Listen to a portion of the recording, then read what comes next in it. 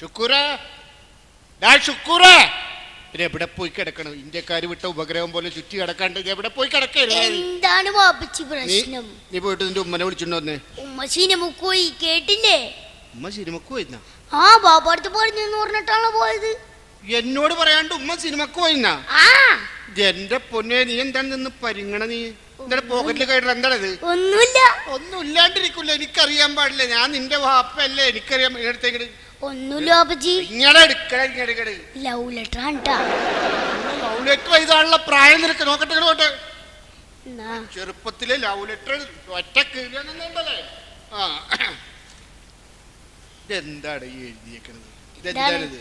നിങ്ങളുടെ പ്രിയപ്പെട്ട നാരിക്ക, പ്രിയപ്പെട്ട നാദിരക്കെന്നാണ് എഴുതിയത്. അങ്ങനെ ആയിപ്പോയി. ആയിപ്പോയതാണ് പ്രിയപ്പെട്ട നാദിരയുടെ നാദിര. എന്താണ് ഇത്? എന്താണ് ഈ എഴുതിയേക്കണേ? കാരണം ഞാൻ നാളെ കക്കൂസിന്റെ പിറകെ വാരും, നീയും വാരണെന്നാ. ഞാൻ നാളെ കക്കൂസിന്റെ പിറകെ വരും, നീയും വരണമെന്നാ എഴുതിയത്. പക്ഷെ ഇങ്ങനെ ആയിപ്പോയി. അതും അങ്ങനെ ആയിപ്പോയി. ആ എന്താടാ ഇത്? എന്റെ വാപ്പ പിച്ചിയും ഉമ്മ മച്ചിയും എഴുതിയേക്കണത്. എന്റെ വാപ്പച്ചി ഉമ്മച്ചിന്നാണ് എഴുതി വെച്ച. പക്ഷെ അങ്ങനെ ആയിപ്പോയാണ് വാപ്പച്ചി. ഉമ്മച്ചി മച്ചിയല്ല.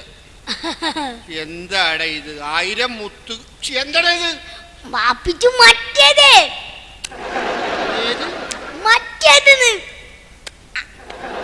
തെളിച്ച് പറയടാ നീ. മറ്റേത്. ഓ മറ്റേത്. ആ മറ്റേത്.